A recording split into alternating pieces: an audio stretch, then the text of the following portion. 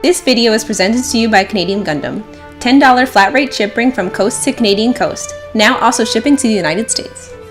Hello and welcome guys to another Gunpla Network unboxing. This is Mark here, and today I'm doing, this is one I've just pulled out of my stock that I bought back at GBWC in August this year. I've only bought a couple of the IBO kits now, so I bought the Barbatos 6th form, which I'm using a cross between the 5th and 6th forms of it on my shelf. But I always liked the grunt suits.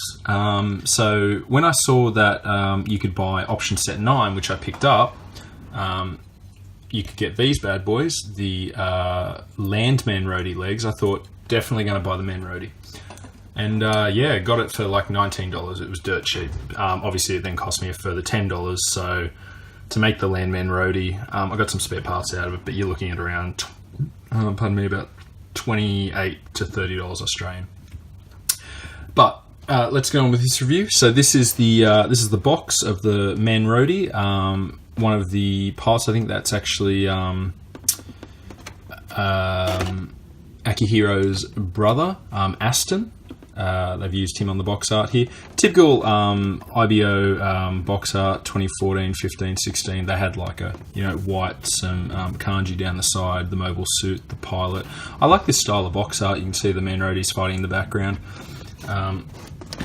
Go to the sides here, we can see you've got the Man Rodi with his, I don't even know what they call that, but it's an axe with a thruster on the back of it, so when they throw it, it's kind of almost like a boomerang. And a little machine gun, showing some joint movement, the chest. These guys, with their skinny legs for such a big top, probably look better on an action base, but since I've got the Landman Rodi legs, it's probably not going to be much of a problem for me. And then you can see it posing with the Gushian over here on this side of the box. This was high grade IBO number 9. Over here there's some info, pilot info, and unfortunately it's only like the last 18 months, so this didn't make it into it where you got some English as well as the Japanese. But you can see a front and back view of the Man Rodi. Pilot info just saying they're going to be the human debris, which were the throwaway ones living in space, weren't really worth anything. Illustration by Koma, background image by Sato Yoshinobu, hopefully I didn't butcher your name there. 1,000 yen, which obviously seems quite decent, always said, for this kit, and nothing underneath. So let's pop it open and have a look. First up, runners, obviously in clear bags, so I can see polycaps, some dark green, which is the outer armour, some lighter green, which would be the limbs. Then we have inner frame parts and weapons, as like the Ahab reactor. As with most of the IBO stuff, you got like an inner frame, and it was really good for high grades. These things have so much frame on them. It's almost like you're building a mini master grade, or kind of like an RG. So if you are just getting into Gunpla and you think you want like more detail, you want to try adding and painting some, then pick up one of these IBO kits, particularly the Gundam frames. They have crazy detail for a high grade.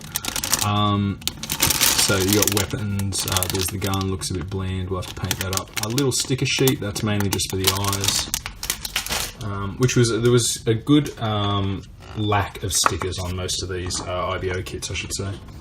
Take that there. Okay, so looking at the guide here. More, once again, sorry, not English, UGY-R41, the unit designation, model number, 17.1 meters tall, 40.6 tons, pilot, back, front, action pose like the cover.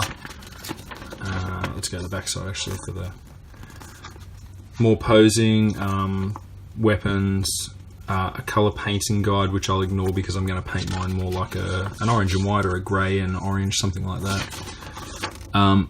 Runners and parts, it looks like you're using most everything except for 4 polycaps down there.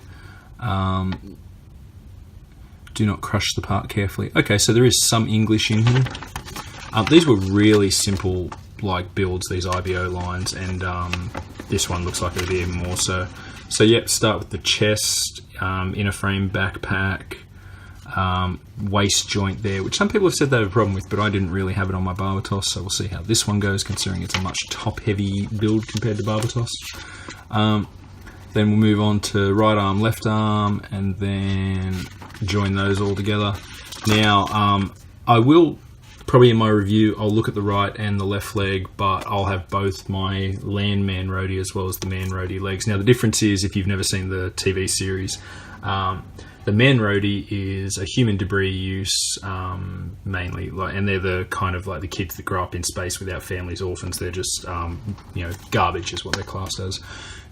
They were given these because these Man Rodis still had the Alea Vignana system, which is joined into the pilot's body. It's technology and humans merging together to give an extra sense of spatial awareness, so you could pilot a mobile suit better, or a mobile worker, essentially. So these ones still had, you could use the Alea Vignana system with them, hence making them very good in space. But because of the anemic little legs these things have, they weren't being used on the ground. They didn't give them much thought for extra thrusters. When Tekadan took these over, you got an upgrade with a bigger thruster, bigger leg, became the Landman Rodi, so they could be used on Earth and Mars in ground combat and be more effective. So I'll show you both. Obviously, the Landman Rodi is going to win out in looks because it just looks a lot beefier compared to these little anemic peg leg looking things.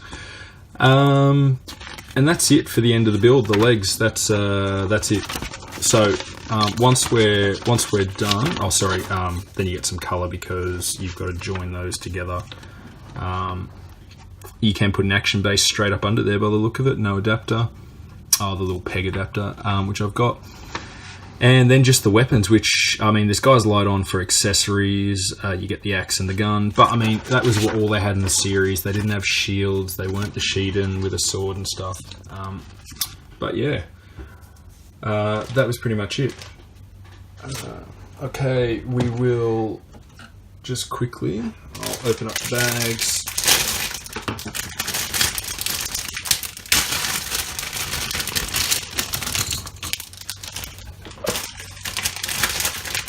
Two bags, and only 4 runners and a polycap by the look of it. This is pretty light on, even for IBO. Okay, so runner D, you have just the rifle, that's it. Where I actually, now I've option set 9, so I'm going to give this guy the bigger machine gun rifle as well.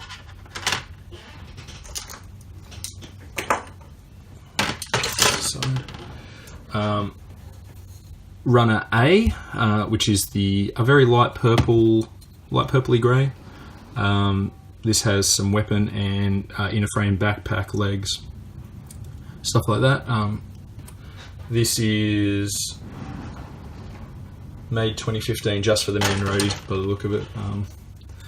Then you have runner C, so I'm going out of order. The light green, these were the extremities, the arms, hand, outer armour, that sort of stuff. And last runner is the B runner, and this was the main sections of the bodies, the darker green.